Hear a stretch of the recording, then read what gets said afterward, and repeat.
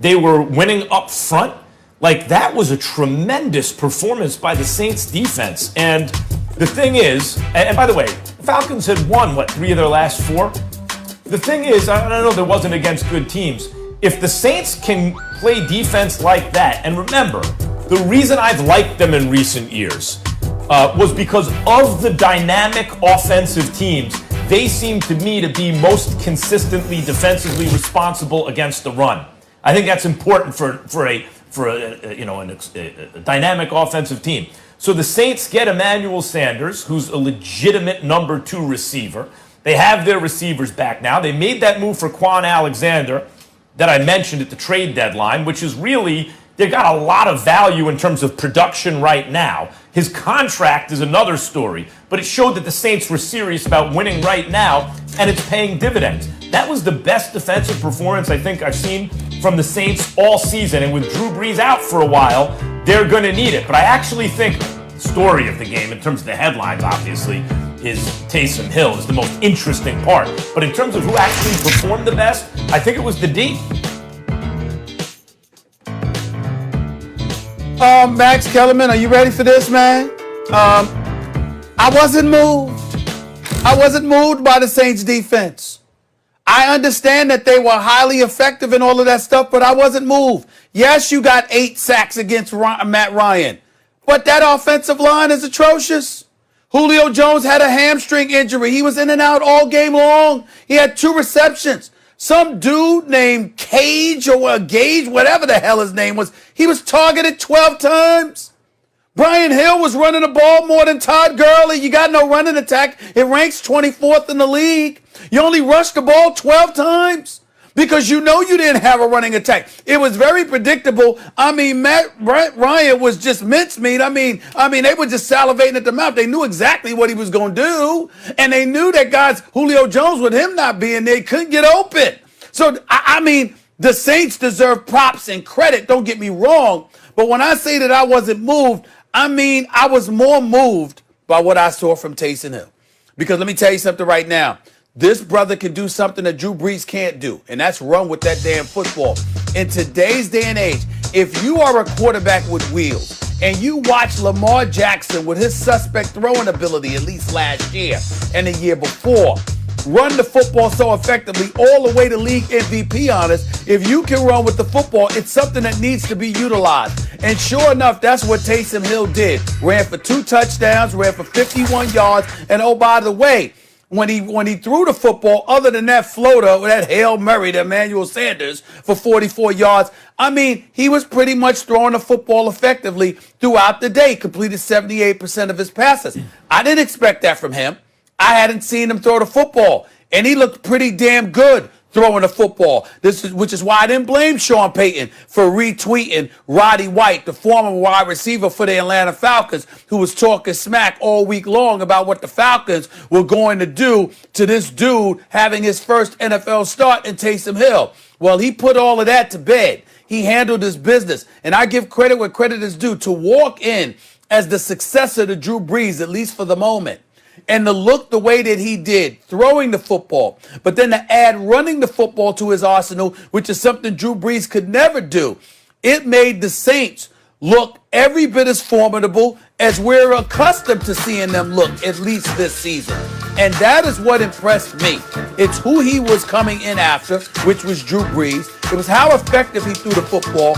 It was adding the running dimension to his arsenal and putting that in play for that offense.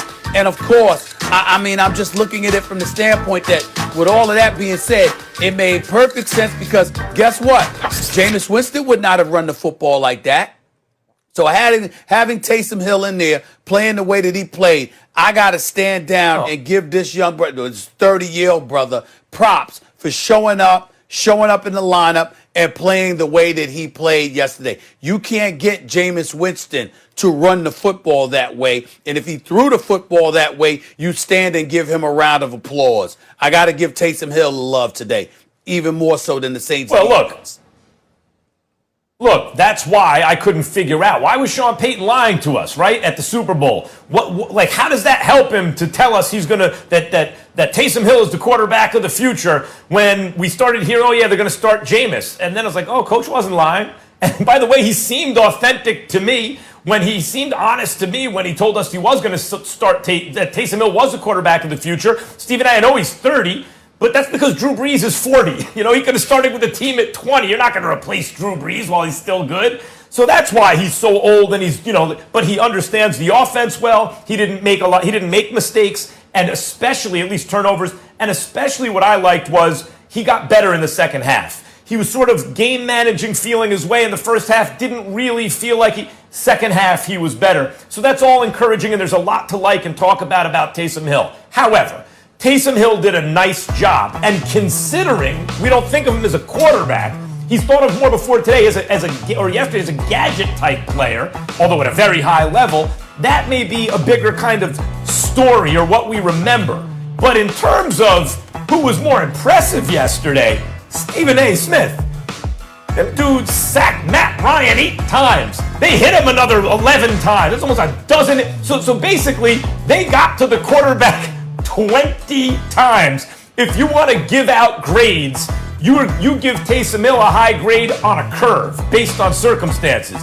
You give that defense an A+ for yesterday. They were excellent. All the defensive backs were excellent.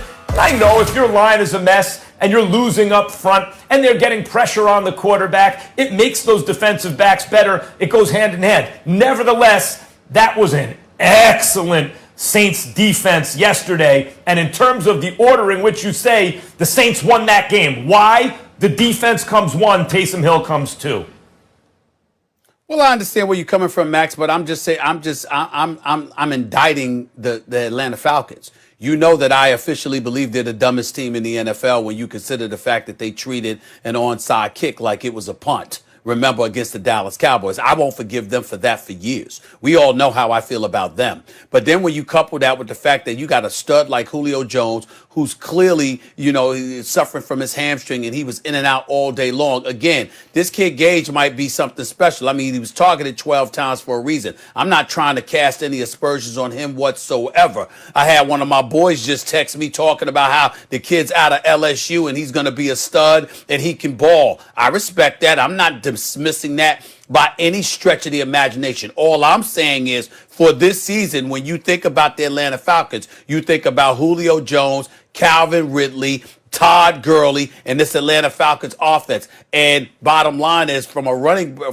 perspective, they haven't been potent at all. Their passing attack has obviously been big time, but it hasn't helped offset losses because their defense stinks. And their coaching has stunk. Thank God Raheem Morris has them pointed in the right direction because Quinn definitely needed to go. In the end, they're just not a good team. They got too many problems. The offensive line is one of the biggest problems that they have, and we saw the results of that because Matt Ryan was suffocated and squashed all day long. That's the bottom line. It wasn't just because of New Orleans. It's because we knew before the game that their offensive line stunk. That's the situation right now we're talking about with the Atlanta Falcons, which is why I give Taysom Hill more love than the Saints defense, even though the Saints defense obviously did its job. Fair enough. Saints are 6-0 now without having